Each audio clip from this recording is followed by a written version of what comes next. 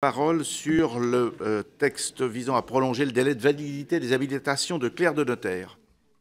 Merci, Monsieur le Président, mes chers collègues. Cette proposition de loi adoptée par le Sénat le 29 juin dernier traite d'un sujet dont nous avons longuement discuté au cours de l'examen de la loi pour la croissance, l'activité et l'égalité des chances économiques, dite loi Macron, puisqu'elle propose de repousser la date de suppression des habilitations accordées par les notaires à leurs clercs du 1er août 2016 au 31 décembre 2020. À cette fin, elle reprend dans des termes strictement identiques les dispositions de l'article 51 ter grand B du projet de loi sur la modernisation de la justice au XXIe siècle que nous avons adopté en première lecture à l'initiative du gouvernement. Ce texte ne pouvant être adopté avant le 1er août 2016, il convenait qu'un autre véhicule législatif puisse l'être dans les meilleurs délais. C'est l'objet de la présente proposition de loi. Et cet article 51 ter grand B a été d'ailleurs supprimé du texte J21 pour coordination par notre commission. Pour éclairer les motivations qui sont les nôtres au travers de ce texte, je rappellerai qu'il était nécessaire de mettre un terme au système des habilitations pour plusieurs raisons. En premier lieu, cette possibilité que s'étaient donnée les notaires constituait un puissant frein à l'embauche de notaires en titre, puisqu'il était possible de leur substituer des clercs. Il est vrai que ceux-ci sont souvent des personnes très compétentes qui s'acquittent avec diligence de toutes les tâches préalables à la signature des actes.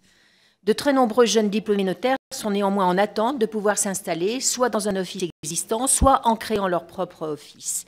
Cette difficulté, maintes fois reconnue, a justifié de mettre un terme à ce dispositif, à leur mise en place les seuls officiers publics ministériels que sont les notaires. En deuxième lieu, cette possibilité pouvait se traduire par des écarts de salaire et de reconnaissance professionnelle bien trop importants au regard des nombreuses missions confiées aux clercs.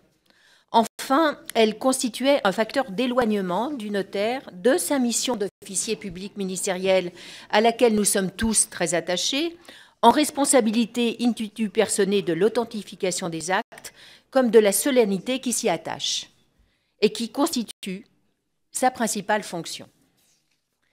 Traduisant une recommandation recueillie auprès des professionnels dans le cadre de nos différentes auditions sur ce sujet, dans le cadre de cette mission sur les professions réglementées et de l'autorité de la concurrence et suivie par le gouvernement, cette suppression est apparue nécessaire pour remettre les notaires au cœur de leur métier, enfin pour certains d'entre eux, et favoriser l'accès des diplômés en notariat aux postes ainsi libérés. Par conséquent, à la suite de l'adoption de la loi croissance et activité, aucune nouvelle habilitation n'a donc été accordée. Toutefois, il restait à prendre en compte la situation des clercs qui avaient été habilités parfois pendant de très longues périodes avant le 1er janvier 2015. Cette suppression ne devait pas, comme nous nous y étions engagés à maintes reprises dans le cadre de l'examen de la dite loi, se faire au préjudice de ces clercs habilités. La mission de suivi de la loi croissance et activité, présidée par notre collègue Richard Ferrand, n'a eu de cesse de rappeler l'exigence dans le cadre réglementaire de prévoir une validation des acquis à la hauteur des services ainsi rendus par ces professionnels. Ainsi, des dispositions transitoires étaient nécessaires.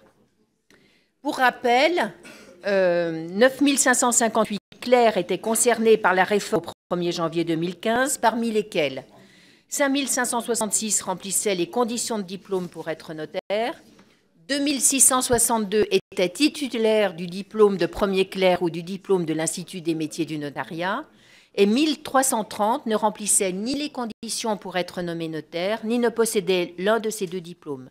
Parmi ceux-ci se trouvaient principalement des femmes, habilitées en général depuis plus de 10 ans. Pour encourager la reconversion de ces professionnels et assurer que la suppression des habilitations ne se traduise pas par une perte de compétences, 3 dispositions complémentaires ont été prises. La première vise à mettre en place un dispositif de validation des acquis de l'expérience pour permettre aux clercs habilités remplissant des conditions d'ancienneté et ou de diplôme d'intégrer les fonctions de notaire. Cette passerelle, détaillée par le décret du 20 mai 2016, sera effective jusqu'au 31 décembre 2020.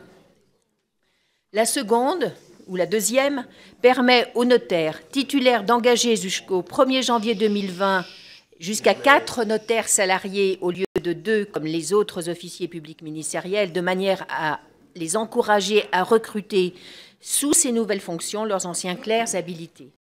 La troisième consiste en une entrée en vigueur différée d'1 an de la suppression des habilitations pour permettre aux professionnels concernés de se reconvertir. La suppression des habilitations accordées avant le 1er janvier 2015 ne devait intervenir qu'à compter du 1er août 2016.